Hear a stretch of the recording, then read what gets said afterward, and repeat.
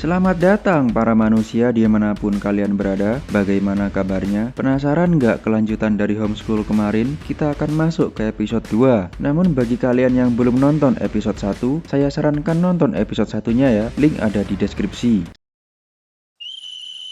Semester awal dimulai dengan pelajaran olahraga. Ini adalah guru olahraga yang bernama Master Cem.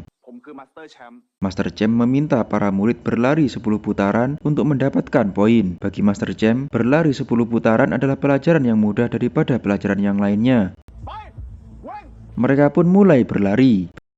Peng yang merasa kakinya sudah tidak kuat, dia pun terjatuh. Master Cem memarahi Peng karena berhenti berlari.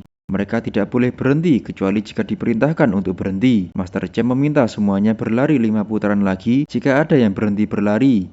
Jadi total ada 15 putaran yang harus mereka jalani. Setelah selesai berlari, para murid diminta berkumpul di meja makan untuk sarapan. Terlihat di sana ada Jingjai yang tidak ikut pelajaran olahraga karena kakinya yang terkilir.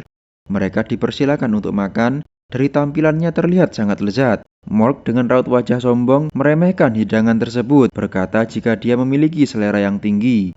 Morg yang mulai makan terlebih dahulu dibuat terkejut dengan rasa makanan yang ternyata sangat lezat. Mereka pun memulai menyantap makanan mereka, dan terlihat dari ekspresi mereka sangat menyukai hidangan sarapan yang telah disiapkan para master. Morg yang meminta tambah 1 porsi lagi tidak diperbolehkan. Master Boban menjelaskan jika tidak boleh ada yang makan lebih dari atau kurang dari yang lain. Semua orang mendapatkan porsi makan yang sama.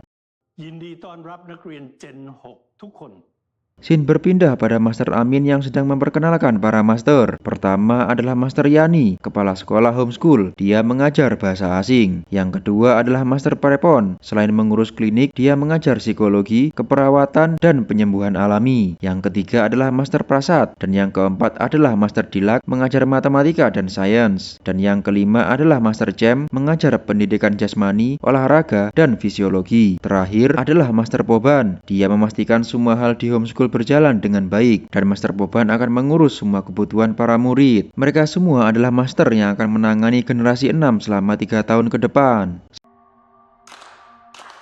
Selama 1 minggu ke depan tidak akan ada pembelajaran, tetapi Master Amin menyuruh mereka untuk mengurus sesuatu hal yang ada di dalam box kayu. Ternyata isinya adalah anak bebek. Masing-masing murid harus mengurus seekor anak bebek, dan jika ada yang gagal merawat anak bebek tersebut sehingga anak bebek tersebut mati, sakit atau terluka, maka dia akan mendapat hukuman.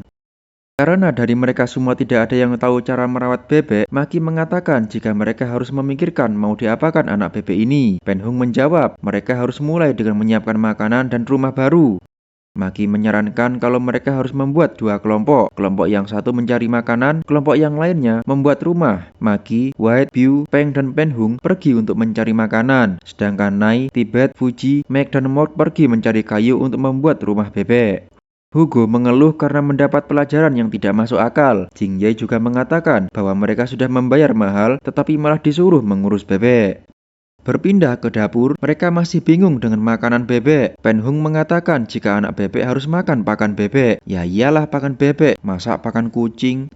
Tetapi karena di sekitar sekolah tidak ada yang jualan pakan bebek, Penhung menyarankan kalau anak bebek harus makan makanan yang mudah dicerna. Anak bebek bisa makan nasi dicampur dengan potongan sayur. Mereka pun mulai membuat makanan bebek dengan menanak nasi dan memotong sayuran. Beralih ke Nai dan kawan-kawan, mereka telah menemukan tempat yang cocok untuk anak bebek mereka. Tetapi mereka menemukan tempat itu dengan keadaan yang kotor dan sebagian kayunya sudah mulai rusak. Meg bertanya, apakah ini harus diperbaiki? Morg yang merasa bahwa kembarannya banyak mengeluh, akhirnya mereka berdua mulai adu mulut. Fuji yang sudah mulai risih mendengar mereka berdua, memotong pembicaraannya dan berjalan memasuki kandang. Mereka mulai membersihkan dan memperbaiki kandang. Tidak lama, Hugo, Jingjai, dan Jean menghampiri mereka. Dipikir mereka datang untuk membantu, ternyata hanya duduk santai dan melihat temannya yang sedang bekerja. Fuji yang kesal karena mereka bertiga mengatakan kenapa mereka tidak berdiri dan membantu, tetapi Hugo dengan santainya menjawab kalau dia kesini untuk belajar, bukan untuk mengurus bebek. Fuji merasa itu adalah alasan yang tidak masuk akal untuk memanfaatkan orang lain. Lagi-lagi Jean menjawab dengan santai bahwa mereka sedang menghemat tenaga. dan Jingjai dengan alasan kakinya sakit dan tidak bisa berdiri. Kedatangan headmaster yang diam-diam tidak diketahui oleh para murid, tetapi di sini Hugo menantang Fuji untuk cepu kepada kepala sekolah jika dia tidak suka, dan Fuji menerima tantangan dan mengatakan kepada headmaster jika circle Hugo sangat tidak membantu, mereka hanya duduk dan memanfaatkan orang lain. Jawaban headmaster sangat di luar Nurul. Dia mengatakan jika minggu ini tidak akan ada yang dihukum, kecuali jika ada bebek yang terluka, mati, atau sakit.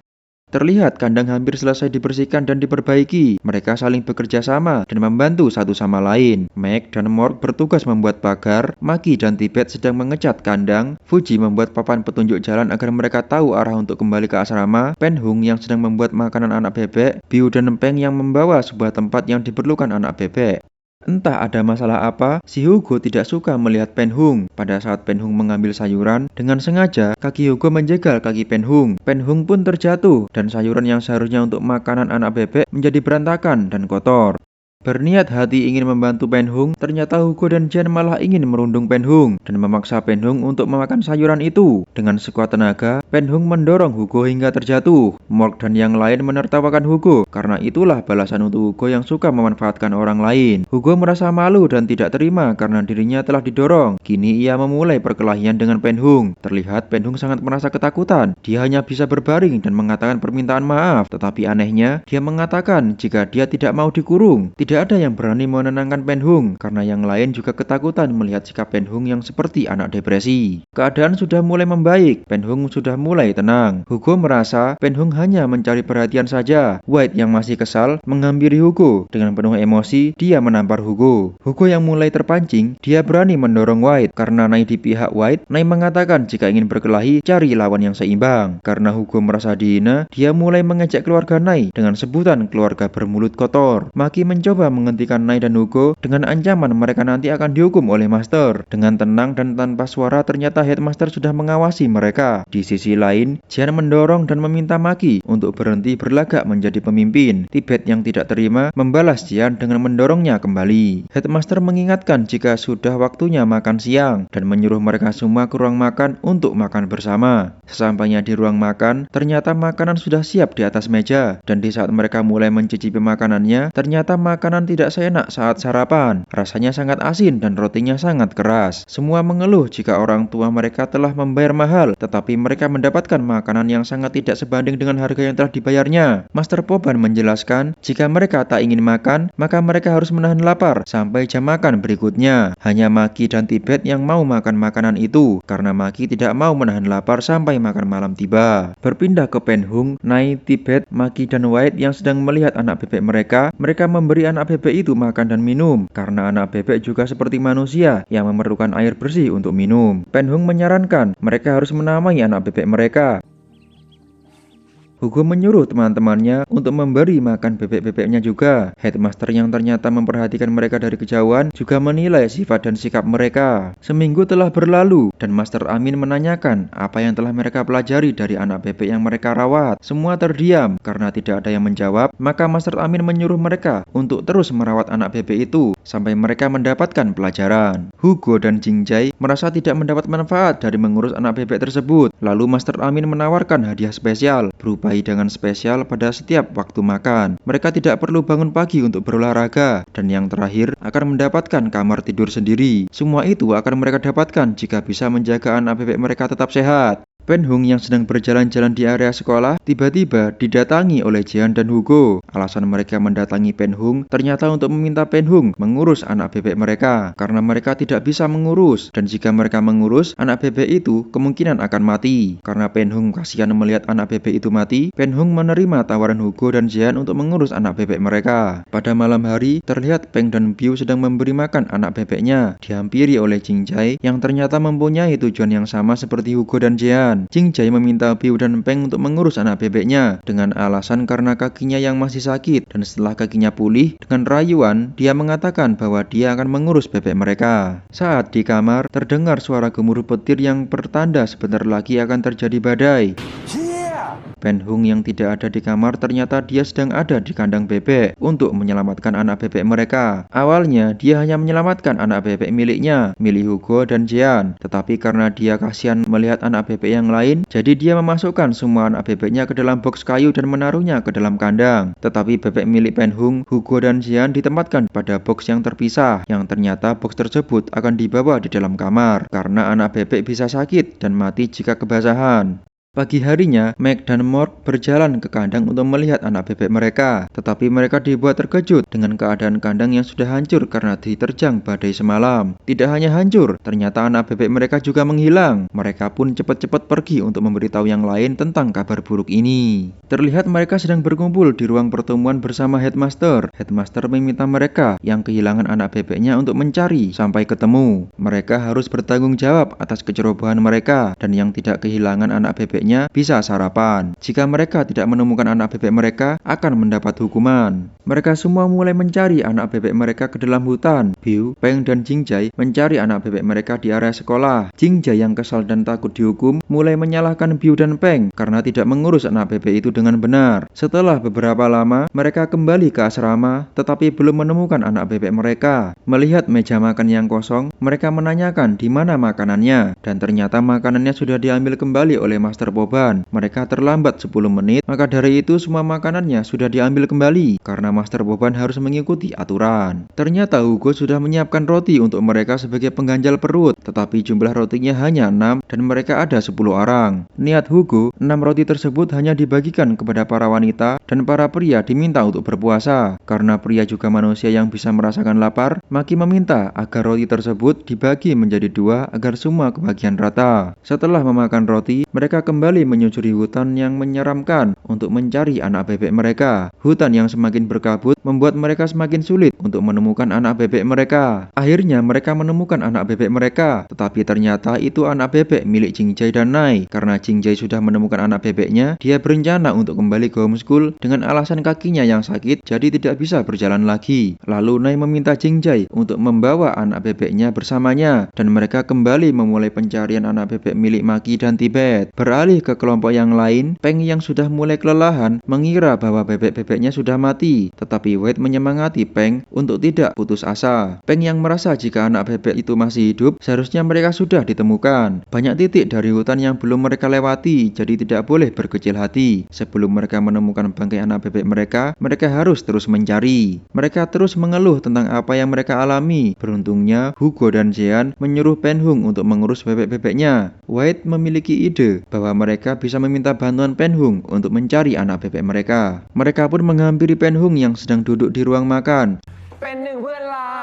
Lalu Wade meminta bantuan Penhung untuk mencari anak bebek mereka karena Penhung yang mengerti tentang bebek dan mungkin Penhung juga tahu cara mencari bebek. Fuji merasa tidak enak dan seharusnya ini adalah tanggung jawab mereka. Jadi mereka tidak bisa membebankan tanggung jawab ini kepada Penhung. Penhung mau membantu mereka mencari anak bebek, tapi Penhung memiliki rasa takut jika gagal membantu mereka menemukan anak bebeknya dan mereka semua akan kecewa. Pada malam hari, mereka kembali melihat kandang bebek mereka dan ternyata mereka semua menemukan anak bebek mereka berada di sana. Mereka sangat bahagia karena menemukan anak bebek, padahal hampir saja mereka dihukum. Anak bebek bisa kembali ke tempat asalnya karena itu adalah sifat alami dari bebek. Bebek adalah hewan yang banyak makan dan mereka selalu lapar, jadi mereka akan kembali ke tempat yang mereka tahu ada makanan. Penhung tidak tahu banyak tentang bebek, tetapi dia ingat bahwa ibunya pernah mengajarkannya. Jika seseorang ingin mengurus sesuatu, dia harus melakukan yang terbaik, dan jika dia tidak bisa mengurus hewan peliharaannya sendiri, bagaimana dia bisa mengurus hidupnya jika sudah dewasa? Mereka mulai mengerti apa yang Master Amin ajarkan pada mereka. Karena kandangnya sudah hancur, mereka berniat untuk memilih bagian kandang yang masih bisa dipakai kembali. Di sisi lain, Maki, Nai, dan Tibet terus mencari anak bebek mereka ke dalam hutan. Mereka tidak sengaja menemukan tempat terlarang yang dibatasi dengan pagar kawat yang teraliri arus listrik. Kira-kira tempat apa ya? Pada penasaran? Sama saya juga,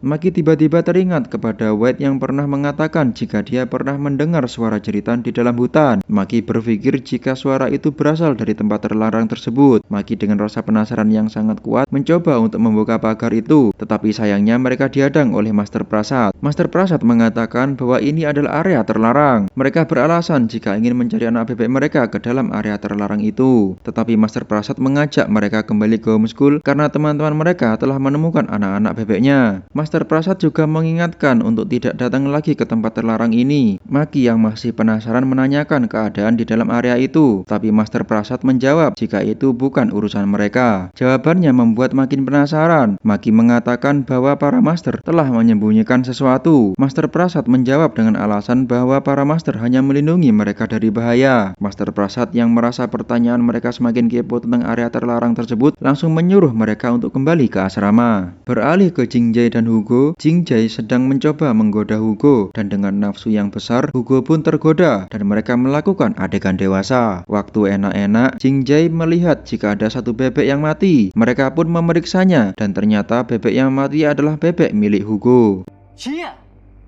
Waktu tengah malam, mereka semua dikumpulkan untuk mengadakan pertemuan mendadak. Mereka sudah merasa kalau ini bukan kabar yang bagus. Master Amin mengumumkan bahwa ada seorang murid yang melanggar peraturan dan akan dihukum. Orang ini melanggar peraturan dengan bersikap tidak bertanggung jawab, dengan bersikap ceroboh karena tidak menaruh perhatian pada tugas yang diberikan. Tiba-tiba Master Poban datang dan membawa loyang yang ternyata isinya adalah anak bebek yang mati, dan bebek itu ternyata milik Penhung. Semua orang terkejut, tetapi Penhung mengelak jika itu bukan bebek miliknya, karena itu bukan baby duck. Namun di kaki bebek tertulis jika itu adalah bebek milik Penhung, maka Penhung harus dihukum. Dia akan dikurung di ruang pengakuan sampai dia mengakui perbuatannya. Murid yang lain tidak percaya jika yang mati itu adalah bebek Penhung, karena Penhung tidak akan membiarkan bebeknya mati, dan Penhung adalah yang paling baik merawat bebek di antara mereka semua. Master Amin menjelaskan jika tidak penting sebaik apapun Penhung merawatnya, kesalahan selalu bisa terjadi. Tetapi kita harus cukup berani untuk mengakui kesalahan kita.